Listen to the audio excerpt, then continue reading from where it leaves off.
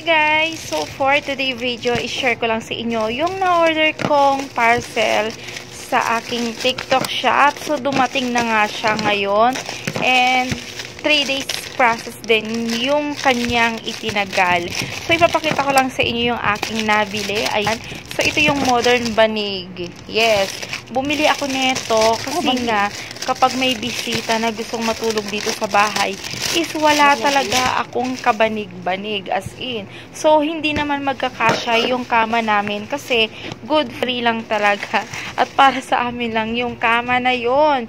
So, nung last time na nandito yung aking kapatid, ayan, wala akong mailagay na banig. So, sabi ko, next time kapag, mag-order na lang ako ng banig. Kasi nga, kapag may bisita, and kapag dito sila mama matutulog, wala akong banig, naluloka ako.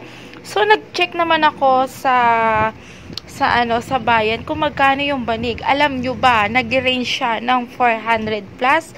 So, ang nabili ko sa TikTok nga, ayan, ang sukat niya is 72 by 80. So, malaki na siya. Ayan o. O, diba? Ang ganda.